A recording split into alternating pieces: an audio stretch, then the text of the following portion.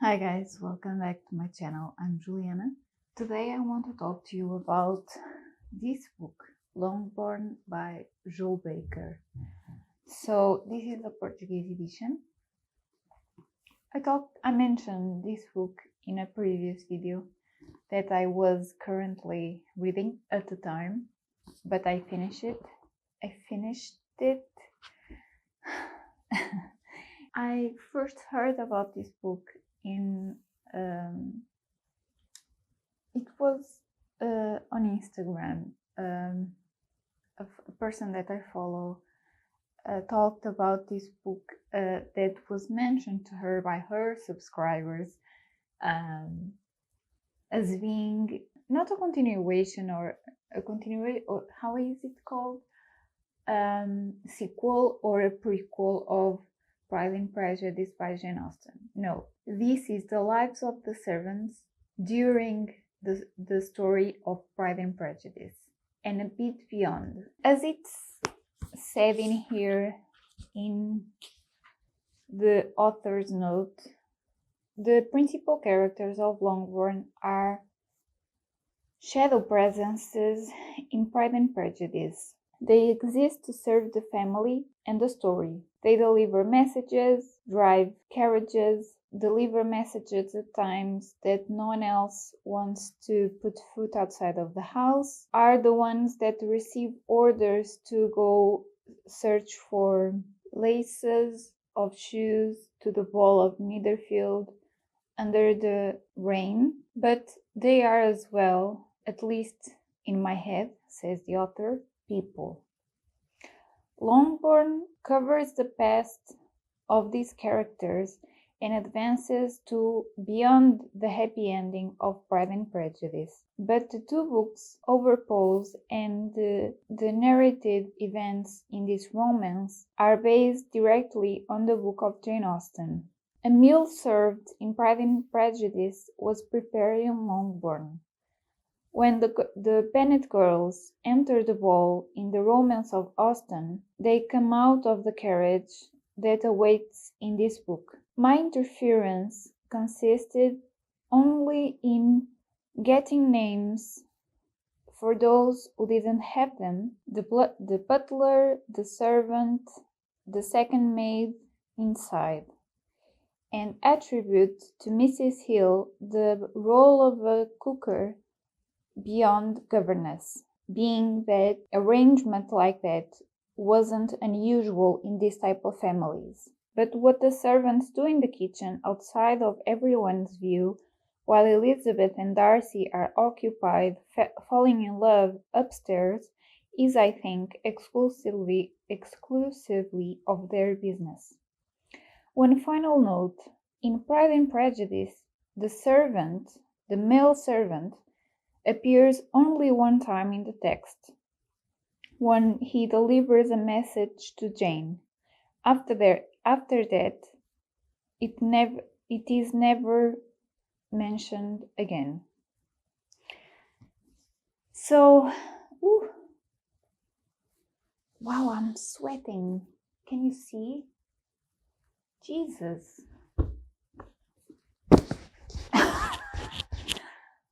Wow.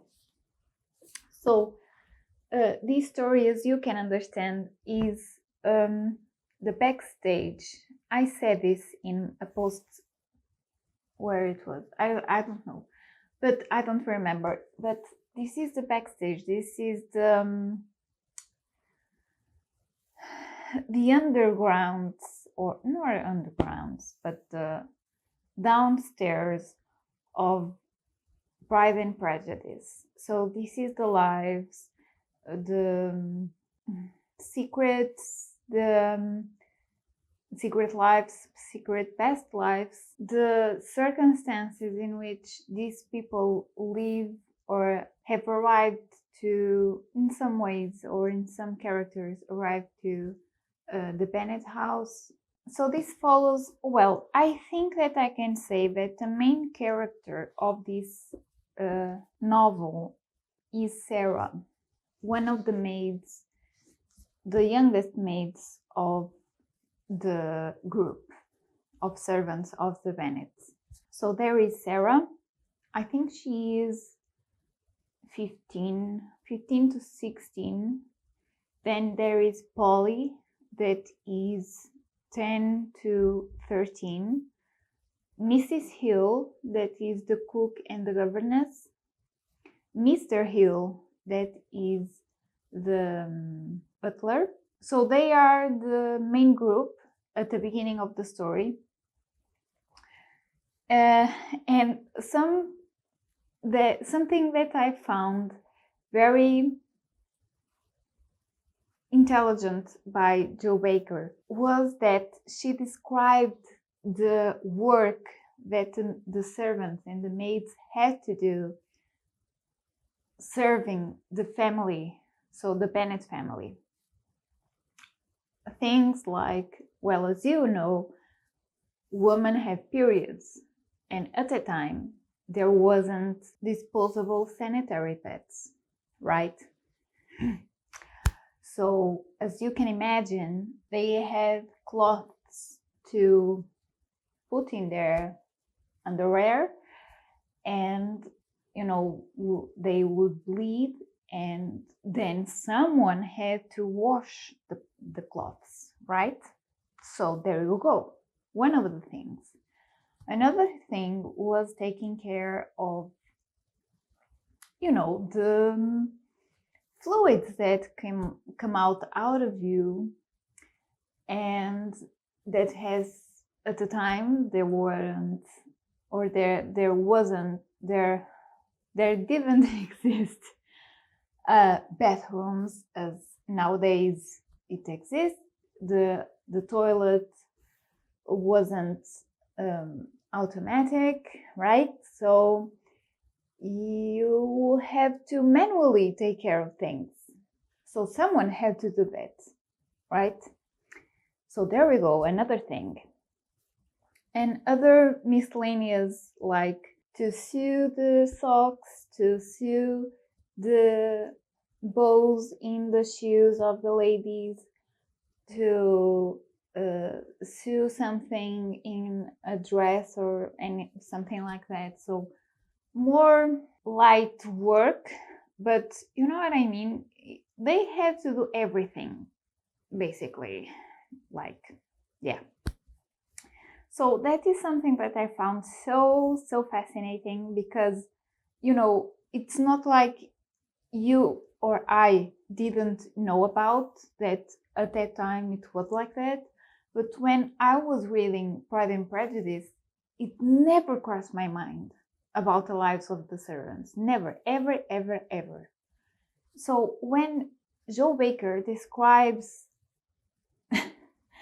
the lives and the daily life of these people, it's so, I can't say relatable, because I don't do what they do, of course. We have washing machines, we have toilets, we have, well, you know what I mean. So it's not that type of work that we do nowadays, or at least most people, I would say. But of course, nowadays there exist people that are doing this kind of work. I'm not saying the contrary. So don't interpret what I say as nulling those lives that exist still today. But what I mean is, when you see all that romance and enemies to lovers, and then Jane gets sick in the Bingley house, and then Elizabeth goes there, and you see her walking through mud and whatever. Who had to wash that mud of her dress and her shoes? It wasn't her, certainly. So you know what I mean? It was fascinating. And then somewhere in the story comes up a new character. The servant that I was talking about, that was mentioned in the author's note. So the male servant, a young man called James Smith, arrives at the property and begins working there. And something funny is that Sarah is not quite sure about him, our protagonist. And she thinks that he's strange, that she's because of some reason that she doesn't know even, she can't like him. And something funny also is that it's not a love triangle. It never came to be that, but Sarah meets Ptolemy Bingley, that is a servant of the Bingley family that arrives in the villa of the Bennets. So the Bingley, if you know Jane Austen and, well, if you know Pride and Prejudice specifically, I will advise you first read Pride and Prejudice and right away read Longbourn.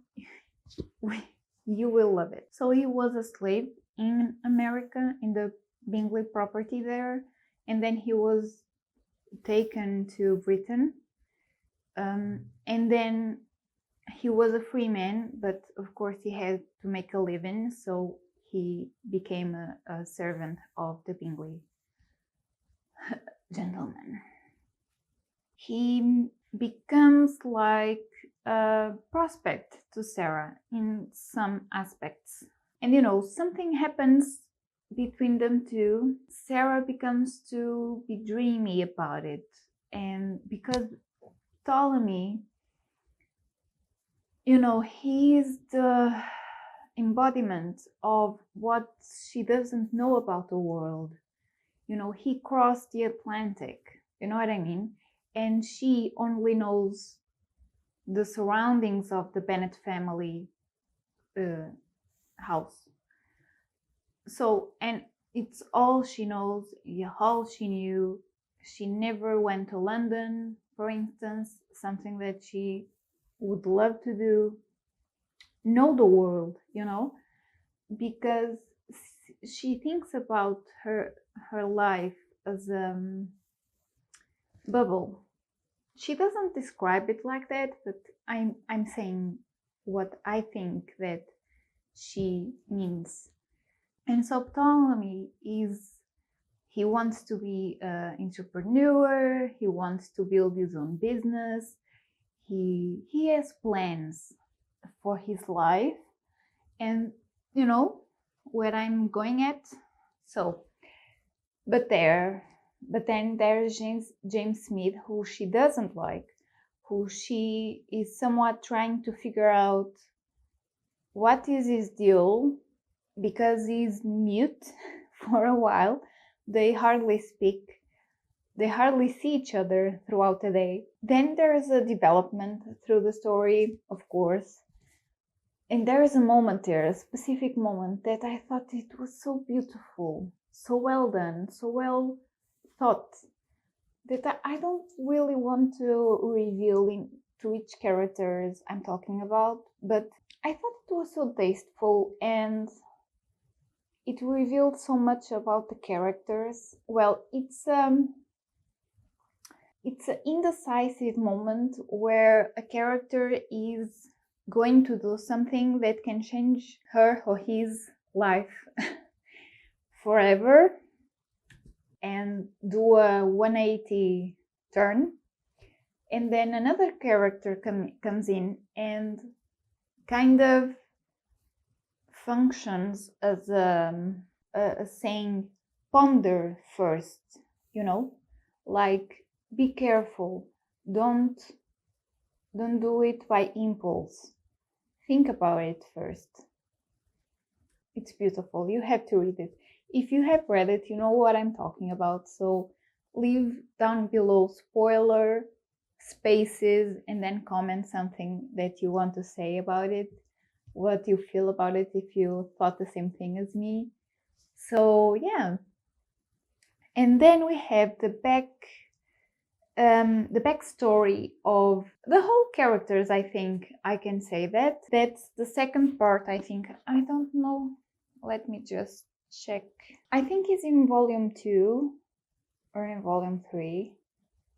This is divided in 3 parts. So we have the introductory part where we get presented to Sarah, Polly, Mrs. and Mr. Hill. Then we have the arrival of James Smith, and then we have the backstory of all of the characters and how James has his own story, but Mrs. Hill, well, I don't want to say it because it will spoil the thing. So some things are connected. That's all I'm going to say. There is a point almost at the end where you kind of feeling, oh, it's going to end like this? No. And then something happens. So, it's heartwarming. It's, well, a reveal of maybe what your ancestors lived. Something that I would like to do is research for my ancestry. I know some things, but even before that, of what I know, but I don't come from a family that has means. I'm not even saying novelty. That's not even that for sure, but I'm saying even having I don't know, a business or something that would make money for the family. No, we were workers. We were, well, basically poor people. And I identify some things that were told to me by my grandmothers and grandfathers, or one grandfather, and by my godmother and my mom and my dad, that talk about their lives and how it was with their grandparents, so my great-grandparents. So all the things that I know about my family, I think I can say they are relatable to this story. Many things in here. That's why I borrowed this to my godmother, and she is loving it because she likes real stories. Like, she's not a fan of the supernatural fantasy. She wants something grounded on reality, and I think she's quite enjoying it. At least that's what she said to me, and I'm quite happy with this discovery. So if you want to get grounded a bit and feel like your life is not as bad as you think, at least, I don't know who is watching me, maybe you will get, well, you will get really recognized in this story. I don't know, so I don't want to make false testimonies by you or for you, but I think the majority, if you are watching me on a device, you have somewhat of a standard of living that is above what is told in this story.